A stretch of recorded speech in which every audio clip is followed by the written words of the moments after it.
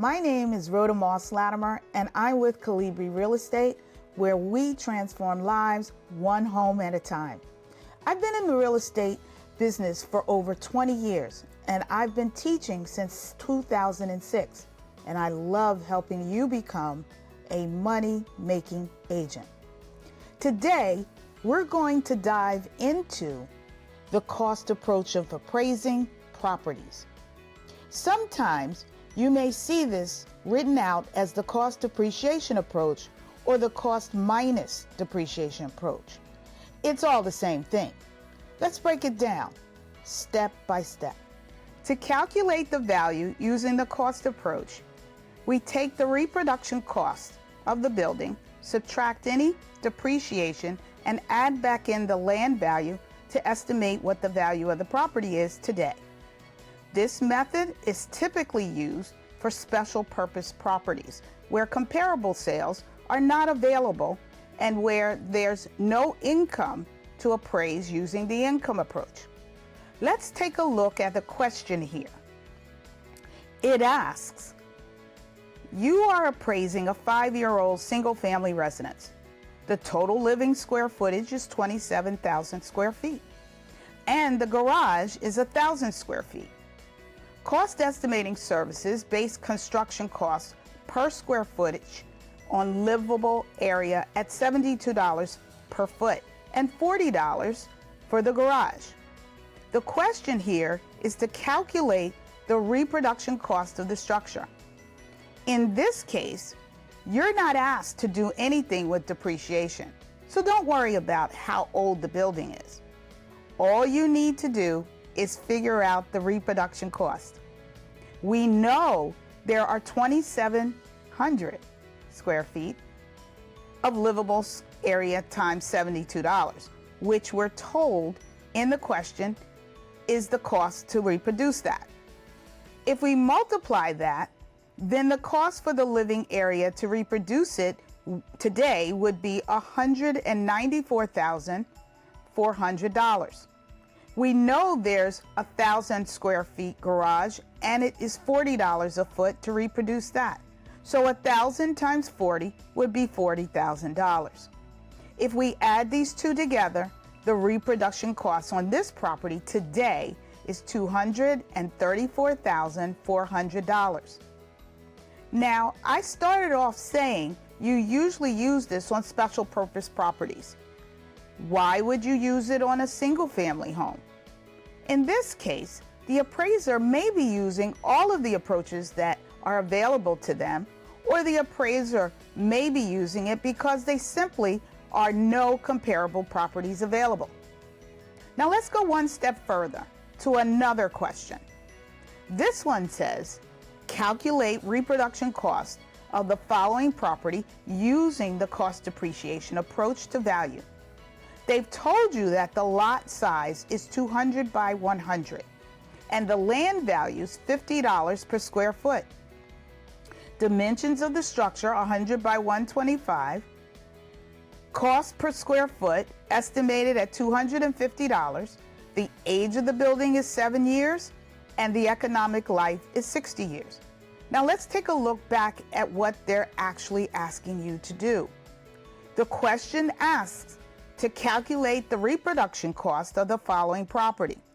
To calculate reproduction cost, we need to know the dimensions of the property and the cost per square foot. But we don't care how big the lot is. We don't care what the land value is. We don't care how old the building is, and we don't care what the economic life is. These are all things that may be used to calculate the overall value of the property using cost, depreciation, and land. But for this question, you don't need it. So let's go through and do the math. Very simply, the structure is 100 by 125. Multiply that, and then we multiply by $250 per square foot, and the cost to reproduce this building is $3,125,000. Again, when it comes to an exam, whether it's your class exam or your state exam, you've got to be efficient with your time. There's no use in running through and using all these numbers to calculate something when the answer or the question that you're asked is really very simple and the answer is very quick to determine. Let's go a little further. In the previous problem, what is the depreciation value of the building? Now, we've got to use a little more of the information in the question in order to answer that. Well, we know the reproduction cost was $3,125,000. We just calculated that. We know that the building has an economic life of 60 years and that its actual age is 7.